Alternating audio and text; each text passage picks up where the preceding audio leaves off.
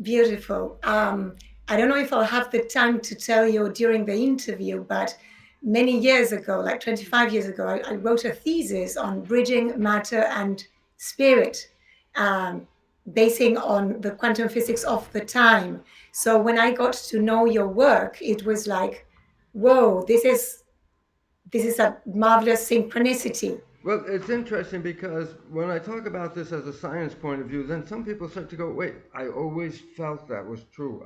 In my own personal life, I believe that, no matter what other people said, I have what you're saying, I believe, on my own. Why? Because it's a natural human experience here. We all came from the same place, and we're mammals, and mammals are nurturers. And that means we are learned to create harmony in a community as a natural way of being a mammal. But, Okay. but powerful people have taken us from the community and separated us. And Yes. there's a very important point. Um, People like you and me, we only have power if we're in a community. As a single person, I could go on the street and say, let's have peace. Nobody cares, okay? But if I have 100,000 people in the streets, let's have peace, then somebody pays attention, okay? So I love that concept. community is what evolution is based on. It's not based on genes. It's based on we have to come together and recognize no matter what race you are, no matter what sex you are, no matter what religion you are, we're all from the same place, and we're all spiritual people, and we came from spirit. And the point about that is the evolution is not genetic, has nothing to do with genes. Darwin was 100% wrong. 100% Yes. wrong. And the problem is we believe him. And evolution is really based on bringing harmony and community. The evolution of community is what evolution is, okay? I loved your concept on um, like the critic of the Darwin concept of competition versus the Margulis of evolutioning in cooperation. I think that Right. it's And this was from Lamarck, the French guy, 50 years, 50, people don't know this. The science of evolution was made by Lamarck mhm, in 1809, Darwin's theory, 1859. 50 years the science already knew about evolution. Uh, so everyone, oh, Darwin, Darwin. No, it was Lamarck. I joke because the French and the English always fight each other, right? So the English have Darwin. I go, uh-oh, Darwin is wrong. It was the French guy, Lamarck, who was right. So I think it's going to be kind of funny when the world learns it was not Darwin, it was Lamarck. And Lamarck was the first one to show an organism and their environment are perfectly fit. A polar bear does not live in Africa. Polar bear only lives in the Arctic, okay? Roses don't grow in the Arctic, but they grow down here. So I say, so what's the point? What Lamarck said, there's something between the environment and the heredity that adjusts the organism to fit. Well, this is the new science of epigenetics. Environment controls genes. And so exactly. Lamarck was 100% right. And he also recognized it was based on community, that harmony is in the community. And Darwin was in the individual. And, the struggle for life, it's like we came from a garden. A garden is not a battleground. A garden, by definition, is cooperation. Exactly. And we Yeah. lost the cooperation, and now we're losing the garden because we're not in harmony with it anymore. The actual way that the mitochondria was created Yeah. in So you're in the right place because it's a wake up call. Nature is saying you either wake up now, but you have a very short time before you can't survive on this planet because you're destroying the environment and you came from the environment. we are. And if the environment's not there, we cannot be here. A simple fact. Yeah. Yeah, exactly. Well, it's marvelous to, had the time to share these thoughts with you. Great. Yes. Nice listening to you.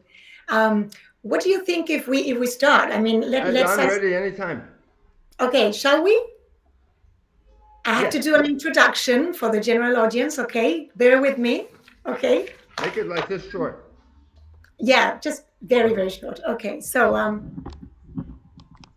so we are here today with Dr. Bruce Lipton, such an eminence and pioneer in the field, in the challenge of bridging science and spirit. And he's a cellular biologist who made breakthroughs in the relationship between cell biology and quantum physics, and is a leader in the field of epigenetics. He's coming to Uruguay, Punta del Este, to give a conference next Tuesday.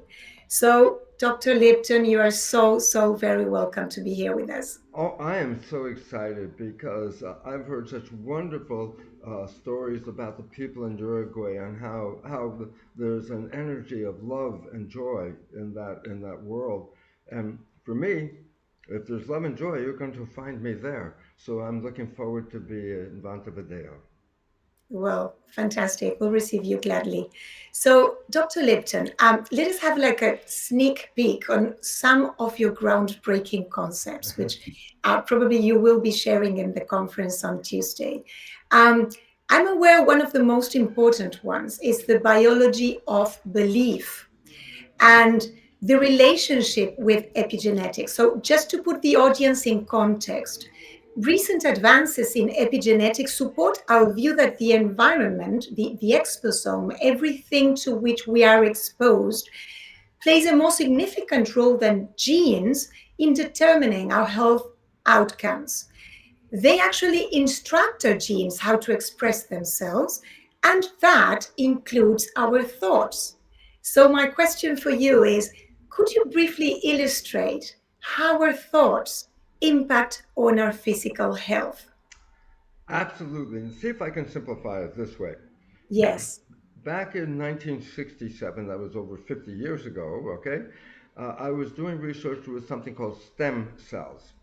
Stem cells are in your body, they're embryonic cells. And I said, why should I have embryo cells in my body? I'm old, okay?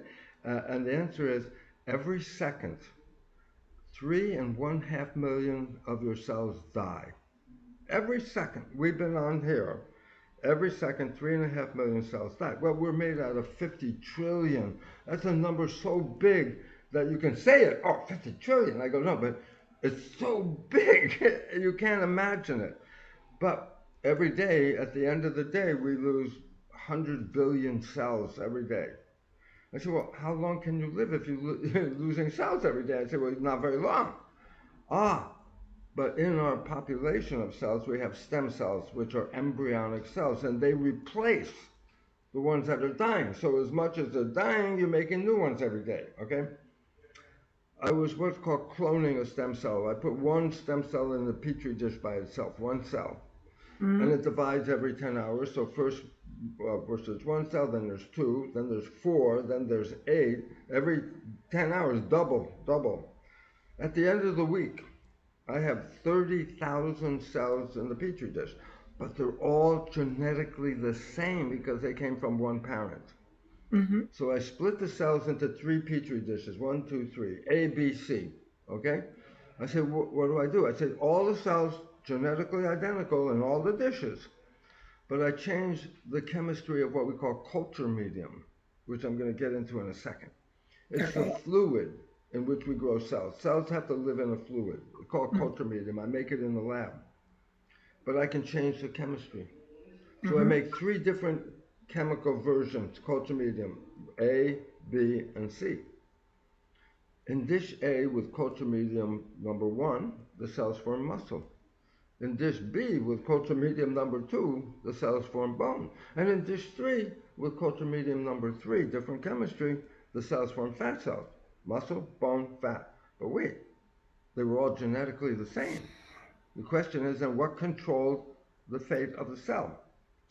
It was the chemistry of the culture medium. Okay, so that's what controls genetics, the chemistry, okay?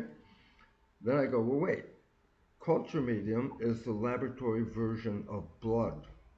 So when I grow human cells, I say the chemistry of the culture medium is the same chemistry as human blood. And I change some of the chemistry. Okay, now here comes the whole picture. We look at ourselves as single entity, and I go, no, true. We are made out of 50 trillion cells. The cells are the living entity. I'm a community. Under my skin, 50 trillion cells. So I joke, I say, the body is skin-covered petri dish. Inside the petri dish, 50 trillion cells. But I have the original culture medium, blood. It's the chemistry of the blood that controls the fate of the cells. That's the culture medium. Okay? So all of a sudden I said, yeah, what controls the chemistry of the blood? I go, the brain is the chemist. And then comes the most important question. So, what chemistry should the brain put into the blood? And the answer is, whatever picture you have in your mind, the picture is translated into what we say complementary chemistry. There's a chemistry of love. There's a chemistry of fear. There's a chemistry of anger. I say, yes, each of these emotions has different chemistry. So I say then, bottom line, what controls my genetics? The culture medium. Yeah, the culture medium is the blood. And I say, yeah, but what about? I say, the chemistry of the blood. Then I say, yeah, and what controls the chemistry? My thought. And all of a sudden it says, oh my goodness, the belief that genes turn on and off, that's 100% false. Genes do not control themselves. They're controlled by the chemistry. But the chemistry is a reflection of the mind. Am I a happy person? Am I an angry person? Am I afraid? I have different chemistry, different genetics. And all of a sudden it says, wait, we were programmed, genes control us. I go, no, your thoughts make the chemistry, and the chemistry controls the genes. So we become the masters of our genetics. Why? You want to change your genetics? Change your thinking. When you change your thinking, the chemistry changes. The chemistry then activates different genes. So we have to get out of the belief that we are victims, because that's what the medicine, oh, your genes did this. There's cancer in the family. So genes. I go, no.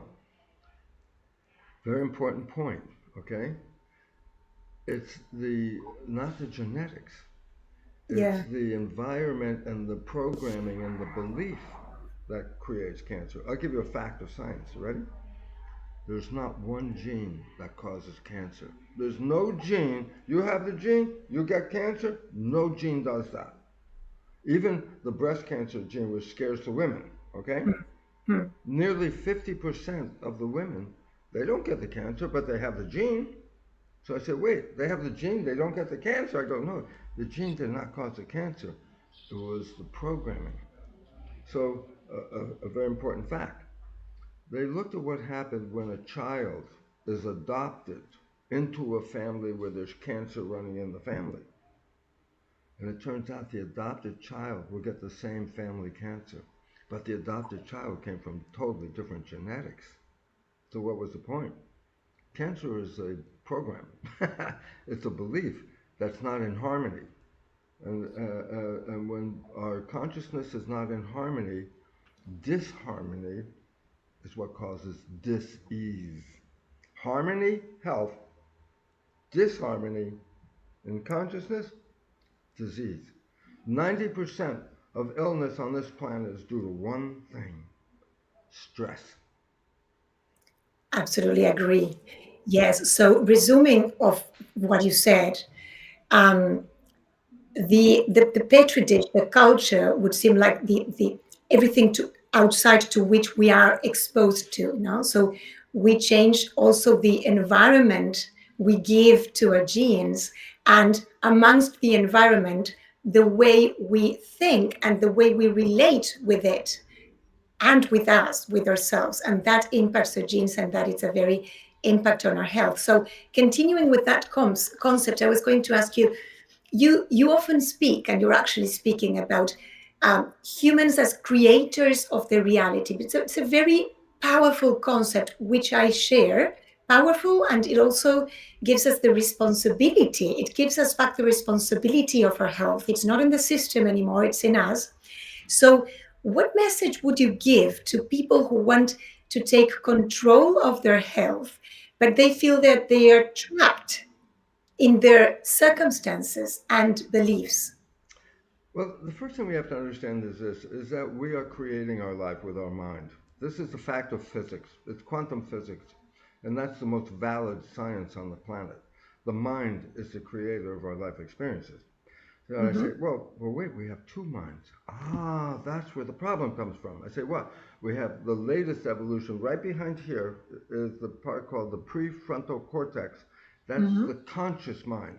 The conscious mind is creative mind. Okay?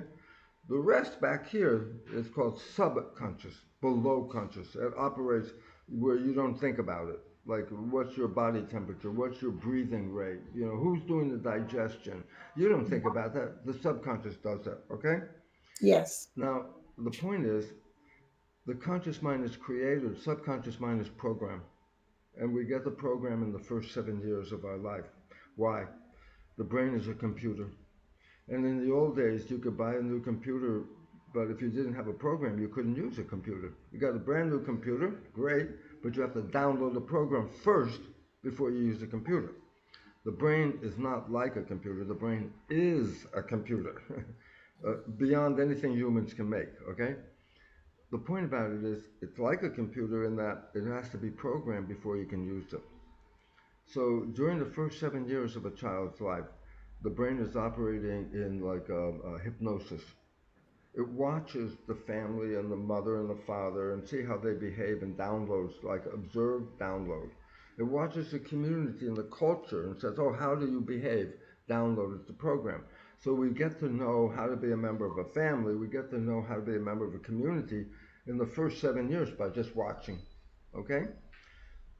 Now, if you have a good parent and you download their program, then you have a good life. But if you have a problem, a parent that has a problem, and you download their problem, then you have a problem the rest of your life. This is Yeah. why cancer runs in a family. It was passed from the behavior from the parent to the child. They grow up, then they pass it to their child. Cancer runs in the family. Okay, heart disease runs in the family. Diabetes, 100% is lifestyle. Okay, so what's Mm. the point? The point is this: we are not creating our lives from a creative conscious mind. Only 5%. Listen, that means 95% of your life, the behavior is not coming from conscious creative mind, wishes, desires. You know, if I ask you, tell me what you want from your life, and you go, oh, I would love that. I want to be healthy. I want to have a good relation. I go, that's imagination, creativity, conscious mind. Mm. 5%. 95% come from the program. And the problem is, you don't see the program when you're playing it. I go, what do you mean? I say, the reason is this. When, if you are paying attention to the world, watching the world, and using your conscious mind, you are the creator. Mm. But if you are thinking, Mm. then the conscious mind's not looking out. The conscious mind's looking in. Thinking is inside. And I say, why is that important? Well, if you're thinking, then you're not looking out. And if you're not looking out, you're not paying attention to what's going on. So I said, then what? Subconscious program, autopilot. When I'm not paying attention, the subconscious takes over with the programs, okay? But I don't see the program. I say, why? Because you're thinking. And if you're thinking, you're not looking out. So whatever program is playing, you're the one that can't see it. But everybody else sees it. So Mm-hmm. when they're responding to you, are they responding to you, the conscious mind, the wishes and desires, or are they responding to the program that you downloaded? The answer is to the program because it's 95%. So I say, so why is this important? You're not creating your life with your wishes and desires. You're creating it with your program. And you don't see the program. In my lecture, I say, you have a friend, you know your friend's behavior, and you know your friend's parent. And you see your friend has the same behavior as the parent. So you want to say to your friend, you go, hey, Bill, you're just like your father. And I say, back away from Bill. Because I know what Bill's going to say. how can you compare me to my father? I'm nothing like my father. And people laugh because we all see that. And I go, what's the point? Bill behaves like his father, but he's the only one that can't see it. Why? Because he's using the program he downloaded from his father when he's not paying attention. And when he's not paying attention, then the program is running and he can't see it. So if his father had a bad habit, I can say this personally. My mother and father had a dysfunctional relationship. Mm-hmm. But I'm a child in the family, so I'm downloading my father's behavior before age 7. I'm downloading. Am I downloading good behavior? I said, no. I'm downloading his behavior. So I say, what was the problem? I said, over 40 years, I couldn't find a good relationship because my behavior would push them away because I didn't see 95%. My behavior was the same as my father. And so I had to change my program. Well, guess what? Now I've had 30 years of every day living heaven on earth on this planet right now because I changed the program. I'm not playing the one my father I downloaded. I'm playing one I wanted. I rewrote the program. The point about all this is very simply, we are not creating the life we want. Our program is creating the life, and it may not be the one we want. So I give a very simple summary, I hope, because I don't want to take forever, but there's a movie called The Matrix, and Oh, people yeah. have seen it. I go, Yeah. people say science fiction. I go, no, Matrix is a documentary. I go, what do you mean? I say, the whole idea of the Matrix is everybody's programmed. I go, well, that's real. Everybody is programmed for 7 years. That's a true story. But Mm. in the movie, they say you take a red pill and you get out of the program. And I'm going to say Right. almost everybody listening to this podcast has taken a red pill at least once in their life. I said, when? When you fell in love. I said, what? I said, before you fell in love, every day, blah, blah, blah, blah, blah. And then you meet the person, 24 hours later, oh, life is so beautiful. I'm so in love. Love, love, love, love, love, love. I make heaven on earth called honeymoon, okay? I said, wait, blah, blah, blah. And then honeymoon? The reason science now recognizes is when we fall in love, we stop thinking and we stay present. We stay what is called mindful. I said, so what does that mean? I said, well, if you're not thinking, then you're running the program with the creative mind, not the program. You're creating with the wishes and desires. And what did you create? Wishes and desires, heaven on earth. And then I say, but the honeymoon ends. I go, why? Because at some point you start thinking. And when you start thinking, then the behavior is not coming from wishes and desires, it's coming from program. And if that program has something negative, like my father's behavior, then all of a sudden my life is not the same as heaven on earth. It goes right back to the blah, blah, blah, blah again, because that's where I got the program. That's out the program. Mm-hmm. So the most important part for this right now is simply this. We're not creating the life that we desire because 95% of the life is coming from the program, and that the program controls us. Now, is this new? Scientifically, yes. We can show you the science. The Jesuits have known about this for 400 years, and they told their followers exactly what I just said. They said, give me a child until it is 7, and I will show you the man. I go, what did they know? Exactly what we now know. First 7 years programming, the rest of the life, 95% from the program. So that's when they said, oh, wait, we can create Catholic school. And then we train them in the first 7 years, and the rest of their life, they're going to be Catholic because that's 95% of their life coming from it. So I say, they've told that for 400 years. People didn't understand, but the truth is simple. The first 7 years is programming the computer, the mind. And then after that, 95% comes from the program. So, Dr. Bruce, um, talking about reprogramming, which seems to be like what we really need to work on, apart from falling in love constantly with life, maybe. Will you be talking about that in the conference? I will Will be giving the information of how to program, because Mhm. this is where people have made a mistake. They say, oh, programming change, it's very hard to change a program. I say, if you don't know how to change a program, yes, it is very hard. If you know how to change the program, that's not so hard anymore. A lot of people talk to themselves like, oh, do better, Bruce. Come on, Bruce, you could do better. You do better. And talk to myself. I go, Who am I talking to? Well, I'm talking to myself. I said, who are you talking to? I'm talking to the program. Do better. I go, there's nobody in the program. It's a hard drive. I go, so nobody's listening to you. And so you can talk to yourself and talk to yourself. It's not going to change. You have to know how to push the record button. Then you can make the change. So I will talk about how to push the record button, how to make that change. And using some of the new technology, you can change a program you've had your whole life 15 minutes. You can walk away different in 15 minutes with Wow. reprogramming.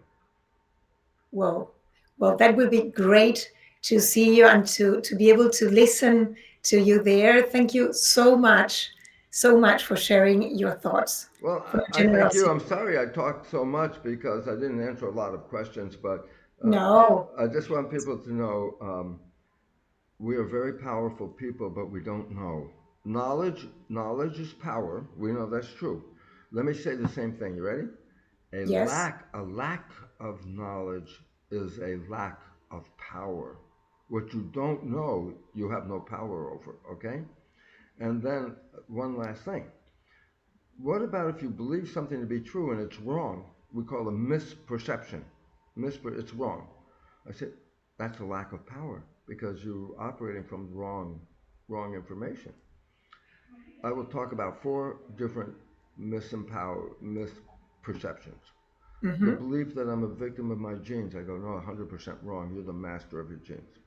The belief that spirit consciousness doesn't make a difference. I go, no, 100% wrong. Spirit and consciousness control this whole thing right here. The belief that Darwin's theory of life is competition and struggle, I go 100% wrong. That's causing the problem that we have in the world, okay? And the last belief is also Darwin, that we got here by accidents of mutation. And I say, then why are we here? And he said, well, it's an accident. I go, no. Nature created every organism to support the environment. Every organism's job is to help keep harmony in the environment. And we're near the top of that pile. And whichever way we look can change the environment because we're so powerful. Well, this is a wake up call. We've been looking at this thing wrong. And the result is we're destroying the environment in which we live. And this is causing an extinction process. And let me just close with this because it's important. Science, especially from NASA research, they've done the research. We are facing the end of our civilization. I go, why? Because our civilization, the way we live, is destroying the planet. If we keep living the way we're living, we're coming to an end. They say, how long? They say 20 years at most, maybe 10 years. The Oh, civilization that we are in today will not exist because it's today's way of living, the programming, that is destroying the planet and ourselves. So we are in a process of change. And this is why the world looks crazy today. Chaos, everything from economic, political, social, religious, racial, even gender problems are coming here. I go, these are symptoms that the civilization is facing an end. But I don't want people to think, oh, it's the end of the world. I go, no, it's the beginning of a new civilization. And your program is very important because you offer people insight into another way of life on this planet. And this is what we are, all have to do that are helping, is offer a better way to live, a better way to behave to each other and to our planet. Because competition is not the drive. Cooperation is the drive. Are we cooperating with each other? No. Are we cooperating with nature? No. I said, well, that's where the problem comes from. yeah, like changing the way we see the division between matter and us, matter and spirit, and us and nature. Like we are nature. We are made of 100%. it. No? Yeah, and we just don't know that. We just think we're victims. I go, no, you're a creator. Everyone is a creator.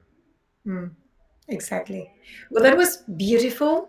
And I really hope to see your conference, in which, by the way, I was inspired and I made a whole conference on those four items that you're gonna speak about. I think they're great. So thank you so much, Dr. Bruce Lipton.